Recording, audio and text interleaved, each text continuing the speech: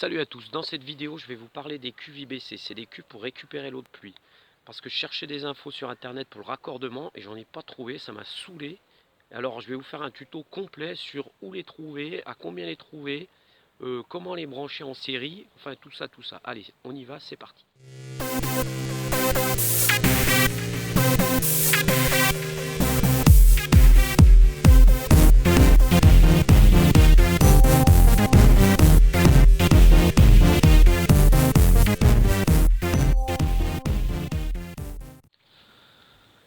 Pour se procurer ce genre de cuve, il faut aller en fait dans les entreprises. Alors le mieux évidemment c'est d'aller dans l'agroalimentaire, puisque dans l'agroalimentaire ces cuves-là elles contiennent des produits comestibles quoi je dirais. Mais ça fait rien, il va falloir les rincer quand même avant de les utiliser. Sinon il y a l'industrie lourde comme l'industrie chimique, les grosses industries d'usinage, de forge, de fonderie, enfin il y a une multitude de boîtes où vous pouvez les récupérer. Bon, si c'est dans l'industrie chimique ou lourde, tout ça, il faudra demander un bon rinçage quand même de la cuve, ça ils peuvent le faire. Et puis surtout, il faut essayer de demander des cuves qui ont contenu des produits solubles à l'eau, comme les huiles de coupe, les huiles hydrauliques, comme le glycol, l'eau glycolée par exemple, c'est soluble à l'eau. C'est plus facile à rincer. Si c'est des huiles entières, des produits très agressifs ou gras, je vous le déconseille. Maintenant, dans les entreprises, comment il faut faire pour les récupérer? En fait, vous allez à l'accueil dans les entreprises. Et ce que font de plus en plus les entreprises, c'est qu'ils font gérer la vente de ces cuves par les comités d'entreprise. Donc en fait, c'est une caisse qui est à part des entreprises et ça bénéficie aux salariés puisque c'est eux qui gèrent ça et vous pouvez même les payer en liquide. Et les boîtes seront contentes de vous les vendre parce que ça finalement c'est un déchet. Elles ne sont pas consignées en général ces cuves. Donc ils les jettent. Maintenant, c'est pas mal de faire vivre les CE en achetant ces cuves. Donc vous allez à l'accueil dans les entreprises où vous pensez qu'il y en a. Vous faites une demande et normalement, s'ils sont pas trop bêtes, eh ben, ils vous vendront une cuve comme ça. Donc les prix, ça va entre 15 et 30 euros. C'est beaucoup moins cher que si vous les achetez dans le commerce. Donc voilà où vous procurez ces cuves. Donc c'est assez facile finalement d'en trouver parce qu'il y en a beaucoup. Allez, maintenant on passe au raccordement. Bon, on va faire un tout petit peu de plomberie. Si vous êtes allergique à la plomberie, restez quand même, vous allez voir, c'est assez facile. Donc qu'est-ce qu'il faut pour raccorder ces cuves? Eh bien, il faut ce genre de raccord là. Donc je vais tout vous expliquer. Comment ça marche? On reçoit le raccord, déjà, il y a un premier élément, c'est cet écrou, voilà, qui est comme ça. À l'intérieur, il y a un joint plat. C'est un joint en espèce de mousse polyuréthane. Il y a un filetage qui est là. Alors, celle-là, c'est du 3/4. 3/4 femelle, pas gaz. Après, il y a un élément principal, on va dire, on va l'appeler, c'est le raccord, ça. C'est le raccord principal. Il a un joint torique qui est monté dessus, regardez. Donc, ça c'est du 3/4 mâle gaz. Ça va venir se visser là-dedans. Le joint torique, il va faire l'étanchéité entre ces deux pièces. Voilà. Donc ça après, vous le vissez sur votre cuve. Ensuite, à l'intérieur, il y a une bague plastique. Ça c'est la bague qui va serrer mécaniquement votre tuyau en PEHD. Puisque ça c'est un raccord pour du PEHD, c'est du polyéthylène haute densité. Vous savez, c'est les tuyaux noirs qu'on enterre pour alimenter en eau les maisons. Donc cette bague, elle va dans ce sens-là. Le cône que vous voyez, le cône, il va toujours dans le sens du raccord, comme ça. C'est-à-dire que le tuyau arrive là, le cône il va à l'intérieur de l'écrou. Donc ce cône, on le met là-dedans. Et après, il y a cet écrou qui est bleu. Donc le tuyau va s'enfiler là-dedans. La bague, quand on va serrer, elle va venir se serrer sur le PEHD. Le tuyau va s'enfoncer jusqu'à la butée. Et en fait, à l'intérieur, qu'est-ce qui fait l'étanchéité? On le voit pas, vous n'allez pas bien le voir, mais il y a un joint torique qui est pris dans une gorge. Une gorge, c'est un logement, quoi. Donc le joint torique, lui, le tuyau va s'enfiler dedans et ça va faire l'étanchéité. Vous serrez ça. Et une fois que c'est bien serré, et ben c'est étanche. Et là, pareil, vous serrez bien et ça fera l'étanchéité sur la portée du raccord de la vanne. Alors, il y a une chose à savoir. C'est ça moi que je cherchais comme info parce que j'étais pas sûr et franchement c'est chiant de commander des trucs et se planter. Quand vous recevez le raccord, il y a marqué dessus S60X6. Voilà, S60X6 diamètre 25. Alors, quand on n'y connaît rien en plomberie, c'est pas évident. Diamètre 25, c'est le diamètre extérieur de mon tuyau rigide en PEHD. Et puis S60X6. S60, en fait, c'est le diamètre. Vous prenez un mètre, un pied à coulisse, n'importe quoi, un réglet pour mesurer. Donc vous mesurez, mais en fait, il faut mesurer sur la vanne qui est sur la cuve. Vous mesurez le diamètre de votre vanne. Moi, il est environ 59 mm, donc c'est du 60. Et puis après, le X6, c'est quoi? Et bien en fait, c'est le pas de ce filet-là qu'il y a sur votre cuve. Donc le pas, c'est quoi? C'est entre deux crêtes. Vous mesurez, il y a 6 mm. Je vous mets un petit plan ici. Voilà. Donc S60 X6 diamètre 25. Et bien PEHD de 25, pas de 6 mm et 60 de diamètre sur la cuve. Donc ces raccords, ils existent en droit, en coudé, en T. Voilà. Donc moi, j'en cherchais en T en 32 mm, j'en ai pas en 25 mm, j'en ai pas trouvé. Alors j'ai vu pas mal de commentaires qui disent que ce genre de raccord c'est de la merde parce que ça fuit tout le temps. Mais en fait, je pense savoir pourquoi il y a des gens qui sont jamais contents. C'est pas le matériel qui va pas. Mais vous voyez la vanne, ça c'est la vanne et ça c'est le fameux raccord qui fait 60 de diamètre. C'est ici que ça fait 60 avec le pas X6. Ben en fait, le joint blanc qu'il y a là, il va venir porter là-dessus. Mais il faut que la portée ici, là, ça va appuyer dessus quand on va serrer. Il faut que la portée, elle soit bien propre. Des fois, il peut rester le petit opercule en aluminium, ou alors ça peut être un peu rogné. Ce qu'il faut passer, c'est un petit coup de toile ou quelque chose. Mais là, il faut que ça soit le plus plat possible, vraiment, vraiment propre. Parce que sinon, vous aurez toujours... Vous voyez, ben, je vais en retirer un peu l'opercule. Voilà. L'opercule, il en reste un peu.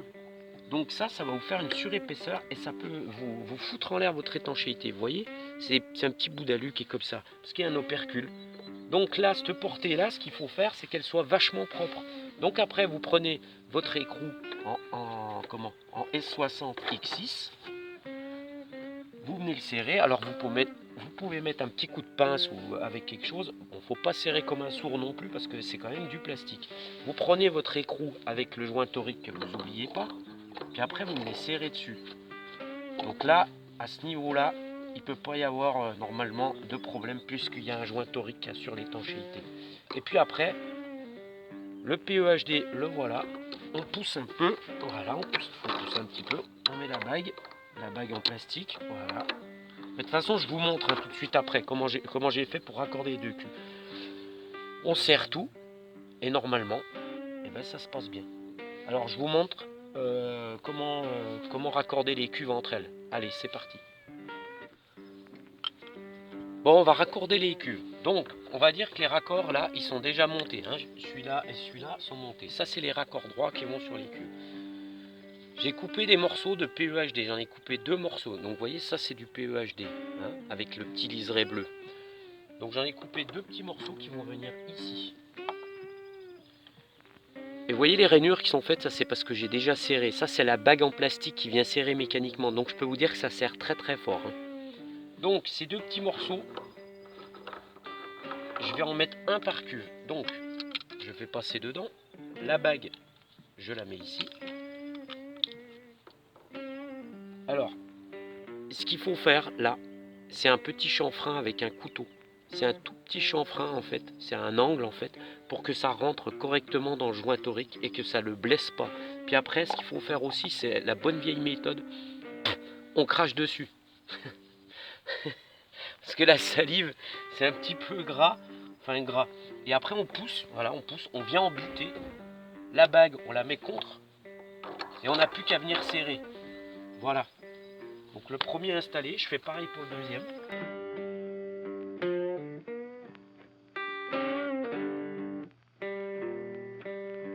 Alors après, moi l'idée c'est de mettre un coude ici, un T ici et de raccorder les deux. Alors ça c'est d'autres raccords. Alors ceux-là, vous cherchez sur internet, c'est très facile à trouver en fait. C'est un coude pour du PEHD en diamètre 25 ou 32. Moi c'est du 25. Mais ça c'est assez facile, vous ne pouvez pas vous tromper. Voilà. Donc c'est pareil, c'est le même principe.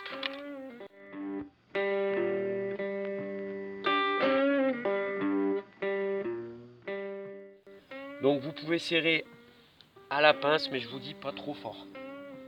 Et déjà quand on fait un serrage à la main bien fort, avec un peu de poigne, il n'y a quasiment pas de pression là-dedans, hein, parce que la pression c'est 1 bar par 10 mètres de colonne d'eau. Là il n'y a pas 10 mètres, hein, il y a 20 cm. Donc ce que je vais faire maintenant, je vais raccorder celui-là.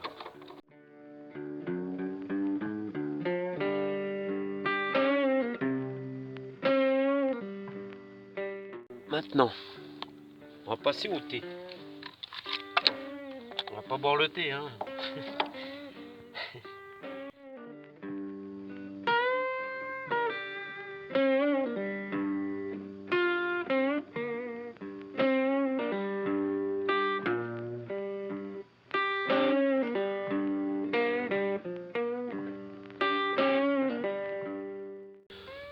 Donc ces raccords, j'en ai eu environ pour allez, on va dire une vingtaine d'euros.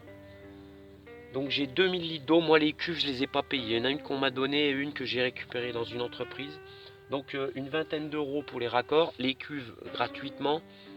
Et puis pour alimenter en eau les cuves, c'est un petit bout de chéneau mais qui est sur ma cabane. Donc de toute façon j'aurais mis un chéneau quand même. Donc il y a une petite descente avec un coude. Il y en a pour 5 euros. Donc ça m'a coûté 25 euros pour 2000 litres d'eau. Donc, et en plus c'est de l'eau de pluie, c'est pas de l'eau de ce putain de robinet là qui pue la javel. D'ailleurs moi je la filtre à la maison, je la bois pas l'eau du robinet parce qu'elle est vraiment dégueulasse. J'ai fait un tuto là-dessus, je la filtre. Voilà, donc 2000 litres d'eau pour le jardin. Bon, je suis bien conscient qu'avec 2000 litres d'eau je vais pas tenir l'été. Mais ça me fait quand même une belle réserve. Parce que moi j'arrose quand même le jardin, faut pas rêver. Les légumes c'est 80% d'eau. Il faut quand même arroser de temps en temps. Alors le paillage ça y fait, on arrose moins, mais quand même il faut quand même de l'eau au jardin, il faut pas déconner, il faut pas rêver. Donc voilà, les citernes elles sont prêtes. Donc maintenant, quand je vais ouvrir les deux robinets, elles vont s'équilibrer, elles vont se mettre les deux au niveau. Et puis voilà. Alors au bout de mon PEHD, qu'est-ce que j'ai mis? J'ai mis le même genre de raccord, mais celui-là il est en laiton. C'est pareil, hein, c'est le même système, un écrou, une bague, un joint torique. C'est pareil, ça s'achète dans les magasins de bricolage. Donc c'est en 3/4 mâle celui-là, et celui-là il est en 3/4 femelle. Et là vous le reconnaissez, hein, c'est le fameux raccord qu'on a tous pour le tuyau de jardin. Voilà. Donc j'ai mis le même, son cousin en face. Puis j'ai plus qu'à venir plugger. Voilà, puis ça me fait de l'eau. Alors, vous attendez pas à un débit de malade et une pression de fou.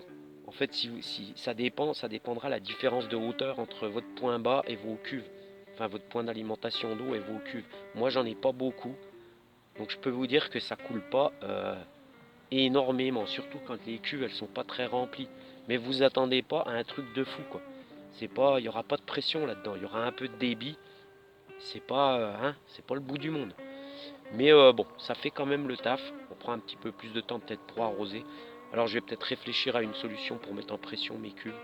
Je vais y voir.